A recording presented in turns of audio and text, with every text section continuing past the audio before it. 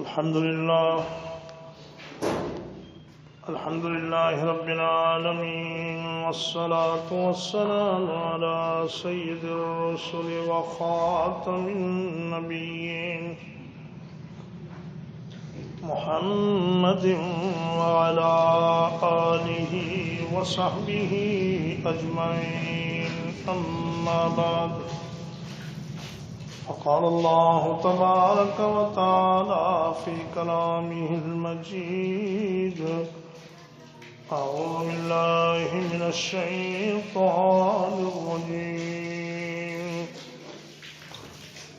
قل من ذا الذي يعصمكم من الله إن أراد بكم سوءا أو أراد بكم رحمة.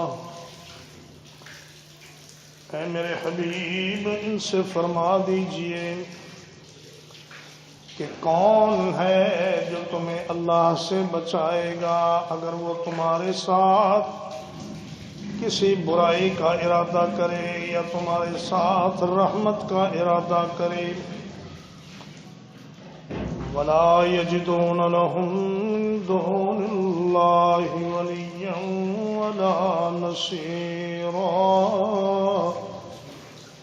اور وہ اپنے لیے اللہ کے سوا کوئی دوست اور مددگار نہیں پائیں گے. قَدْ يَعْلَمُ اللَّهُ الْمُعَوِّقِينَ مِنكُمْ، اللہ نے جان لیا ان لوگوں کو جو رکاوٹیں پیدا کرتے ہیں، وَالْقَائِلِينَ لِإِخْوَانِهِمْ، اور جو اپنے بھائیوں سے کہتے ہیں ہلم الینا، آؤ ہمارے پاس آ جاؤ، جنگ پہ نہ جاؤ. ولا یأتون البأس الا قلیلا، یہ لوگ اگر جنگ کا موقع آ جائے تو بہت تھوڑے ہی میدان جہاد میں نکلتے ہیں.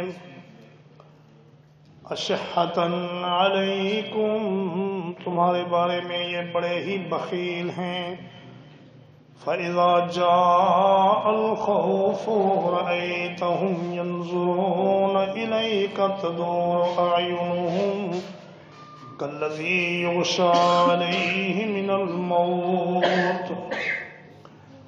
جب خوف کا عالم ہوتا ہے تو آپ دیکھتے ہیں کہ یہ آپ کی طرف اس طرح دیکھتے ہیں آنکھیں گھما گھما کے، جیسے کہ وہ شخص دیکھتا ہے جس پر موت کی غشی طاری ہو جائے.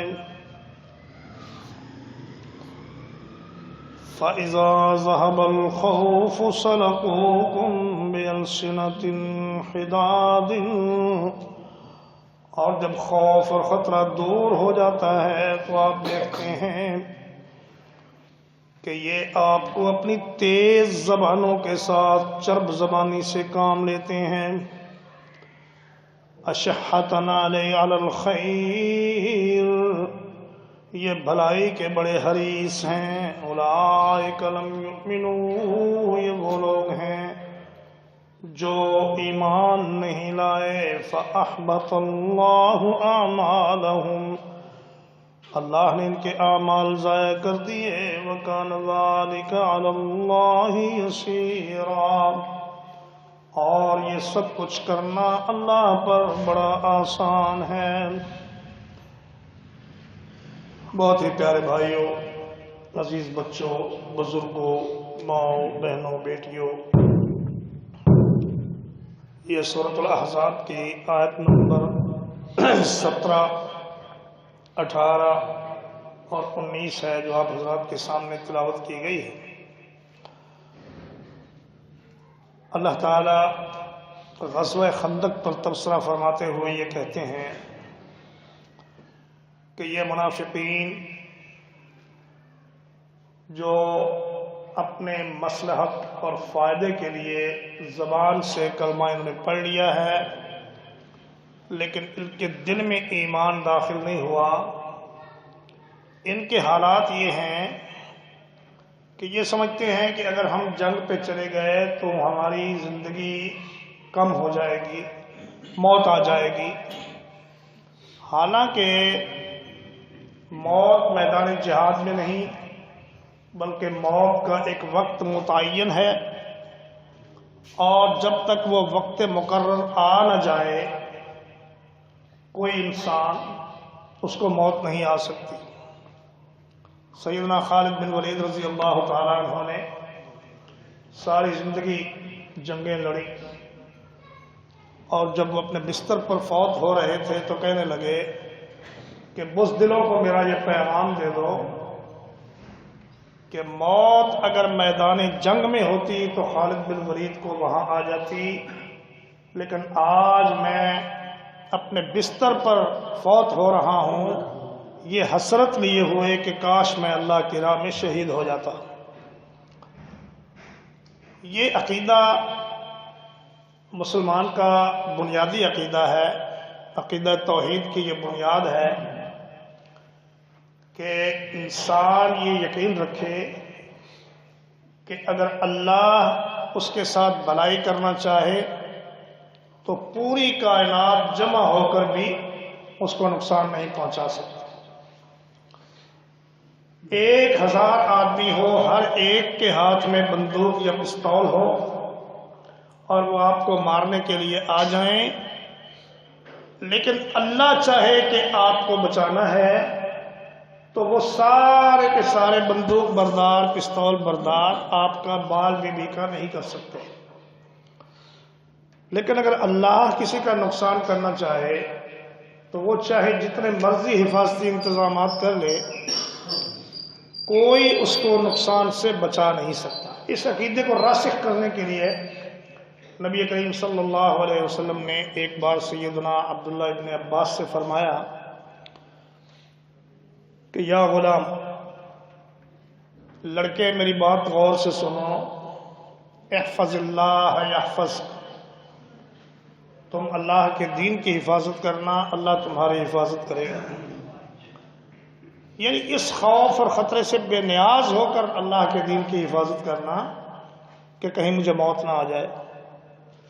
موت اسی وقت آئے گی جب اللہ چاہے گا، اور فرمایا کہ احفظ اللہ تجدہ امامک، تم اللہ کے دین کی حفاظت کرنا، اللہ کو اپنے سامنے پاؤ گے۔ اور فرمایا وَاعْلَمْ أَنَّمَا أَصَابَكَ لَمْ يَكُنْ لِيُخْطِئَكَ، اور اس بات کا اچھی طرح یقین کر لو کہ جو مصیبت تمہیں آئی ہے یہ کبھی ٹلنے والی نہیں تھی، اللہ کی تقدیر میں یہ مصیبت لکھی ہوئی تھی اس لیے آئی ہے۔ اور فرمایا وَمَا أَخْطَأَكَ لَمْ يَكُنْ لِيُصِيبَكَ، اور جو چیز تیرے ہاتھ نہیں آئی وہ تمہیں کبھی بھی ہاتھ آنے والی نہیں تھی، کیونکہ اللہ نے وہ آپ کو دینے کا فیصلہ ہی نہیں کیا۔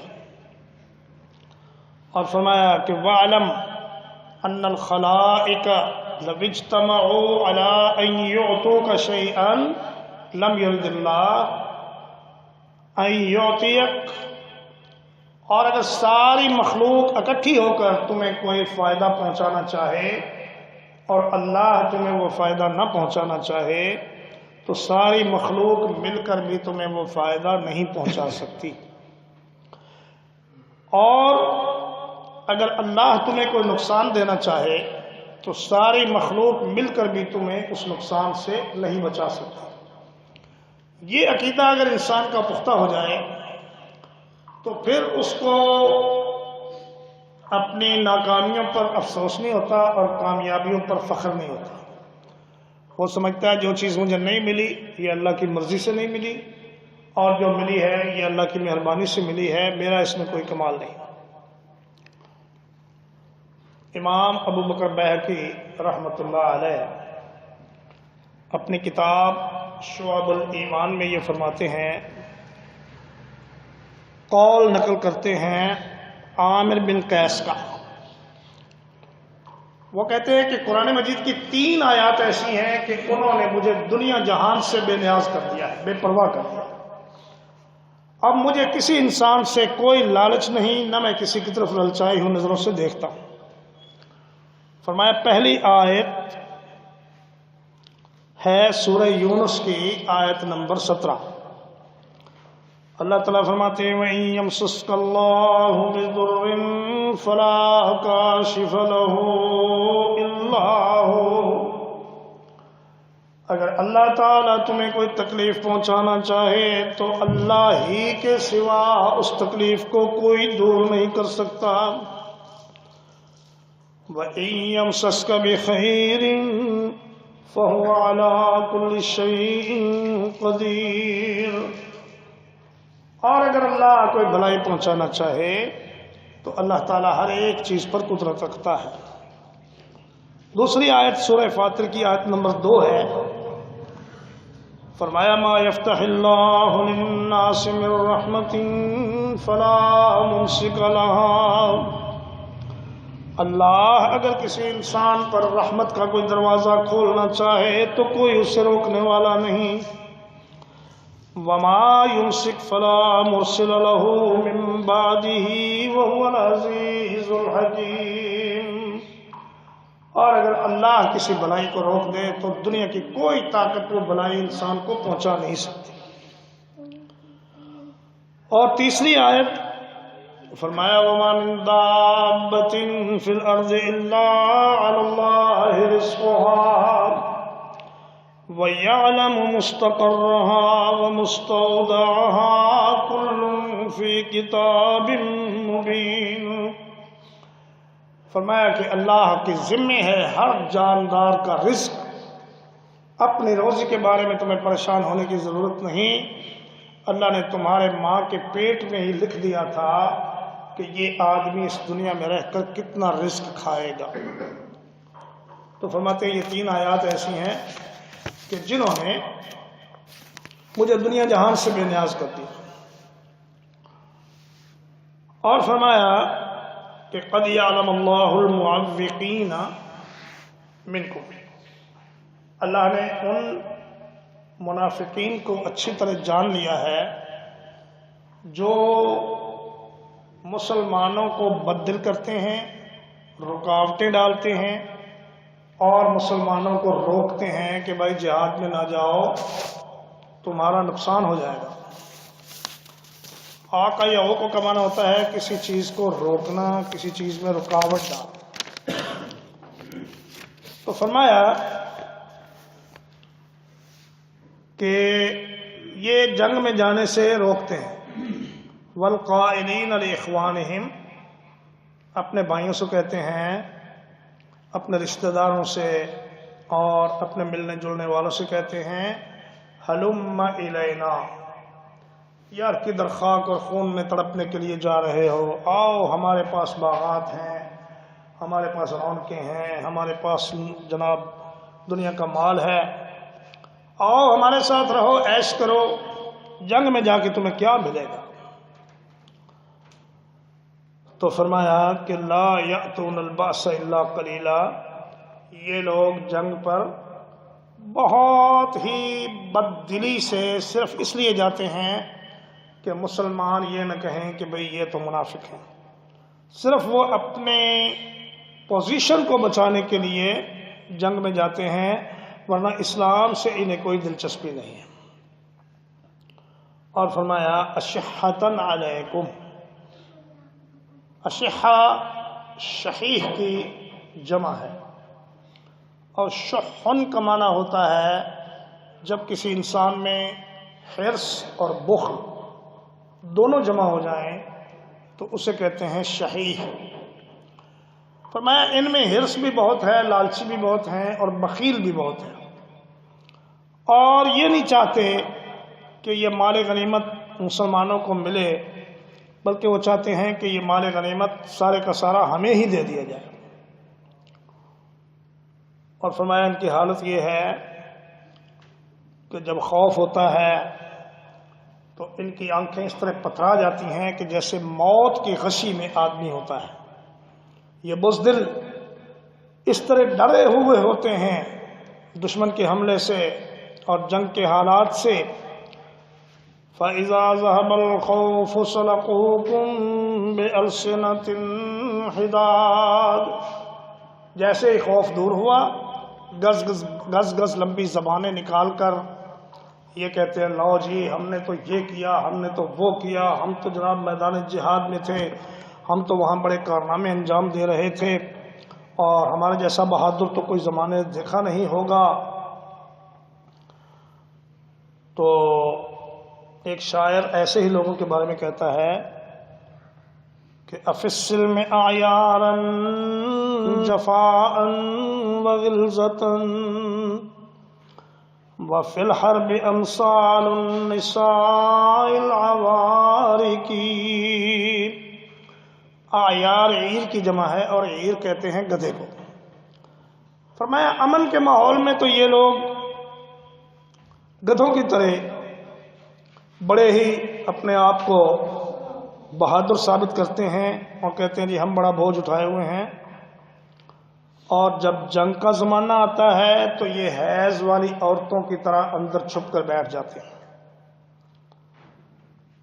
فرمایا کہ یہ وہ لوگ ہیں جو لوگوں کو بھی روکتے ہیں اور خود بھی میدان جہاد میں نہیں جاتے۔ تو ایسے لوگوں کو اللہ تبارک و تعالیٰ ڈرا رہا ہے کہ تم لوگ اپنی ان حرکتوں سے باز آ جاؤ، اللہ پاک کو تمہارے سارے حالات معلوم ہیں۔ اور فرمایا فَأَحْبَطَ اللَّهُ أَعْمَالَهُمْ، ان کی بد عقیدی کی وجہ سے اور ان کی نیت کی خرابی کی وجہ سے اللہ نے ان کے تمام اعمال ضائع کر دیے۔ یہ جو نمازیں پڑھتے ہیں، یہ جو بظاہر قرآن کی تلاوت کرتے ہیں، بظاہر بد دلی سے میدان جہاد میں جاتے ہیں، ان کی یہ نیکیاں اللہ تعالیٰ نے ساری کی ساری ضائع کر دی ہیں۔ اب ان کا کوئی بھی عمل اللہ کے ہاں قبول نہیں۔ ان آیات کی مولانا محمد جوناگڑی رحمۃ اللہ علیہ نے علامہ ابن کثیر کی تفسیر کا جو ترجمہ کیا ہے اس موقع پر، وہ بڑا پر لطف ہے۔ فرماتے ہیں یہ بڑے بخیل ہیں، نہ ان سے تمہیں کوئی مدد پہنچے، نہ ان کے دل میں تمہاری کوئی ہمدردی، نہ مال غنیمت سے تمہارے حصے پر یہ خوش۔ خوف کے وقت تو ان نامردوں کے ہاتھوں کے طوطے اڑ جاتے ہیں، آنکھیں چھاچھ پانی ہو جاتی ہیں، مایوسانہ نگاہوں سے تکنے لگتے ہیں، لیکن جیسے ہی خوف دور ہوا انہوں نے گز گز بھر لمبی زبانیں نکال لیں اور کہا کہ جناب بڑے چڑے دعوے کرنے لگے اور شجاعت اور مردانگی کا دم بھرنے لگے اور مال غنیمت پر بے طرح گرنے لگے۔ ہمیں دو کا غل مچا دیتے ہیں، ہم آپ کے ساتھی ہیں، ہم نے جنگی خدمات انجام دی ہیں، ہمارا حصہ ہے، اور جنگ کے وقت صورتیں بھی نہیں دکھاتے، بھاگتوں کے آگے اور لڑتوں کے پیچھے رہا کرتے ہیں۔ یہ دونوں عیب جس آدمی میں جمع ہوں اس جیسا بے خیر انسان کون ہوگا؟ امن کے وقت عیاری، بدخلقی، بد زبانی، اور لڑائی کے وقت نامردی، روباہ بازی اور زنانہ پن۔ لڑائی کے وقت حائضہ عورتوں کی طرح الگ اور یکسو، اور مال لینے کے وقت گدھوں کی طرح ڈھیچو ڈھیچو کرتے ہوئے یہ پہنچ جاتے ہیں۔ اللہ فرماتا ہے بات یہ ہے کہ ان کے دل شروع ہی سے ایمان سے خالی ہیں، اس لیے ان کے اعمال اکارت ہیں اور اللہ پر یہ کوئی مشکل بات نہیں۔ تو میرے بھائی، اسلام صرف اللہ تعالیٰ اسلام کے دعوے پر انسان کی بخشش نہیں فرماتا، بلکہ اللہ تعالیٰ کوئی نہ کوئی آزمائش کا موقع لا کر بندے کو دیکھتا ضرور ہے کہ یہ کھرا ہے یا کھوٹا ہے۔ فرمایا وَلَيَعْلَمَنَّ اللَّهُ الَّذِينَ آمَنُوا وَلَيَعْلَمَنَّ الْمُنَافِقِينَ۔ اللہ ضرور دیکھے گا کہ ان میں سے منافق کون ہیں اور ایمان والے کون ہیں۔ جو ایمان والے ہیں وہ دنیا کے نفع نقصان کی پرواہ کیے بغیر اللہ اور اس کے رسول کے حکم پر اپنی جانیں قربان کرتے ہیں، اور جو منافق ہیں وہ پھونک پھونک کر قدم اٹھاتے ہیں کہ کہیں ہمیں کوئی نقصان تو نہیں پہنچے گا، یہ کام ہم کریں گے تو ہمارا مال تو ضائع نہیں ہوگا، ہماری جان کو کوئی خطرہ تو نہیں ہوگا۔ اللہ تبارک و تعالی ہمیں پختہ ایمان والوں میں شامل فرمائے اور نفاق سے اور اس دوہرے پن سے اللہ تعالی ہمیں محفوظ فرمائے۔ اقول قولی ھذا واستغفر اللہ لی ولکم ولسائر المسلمین۔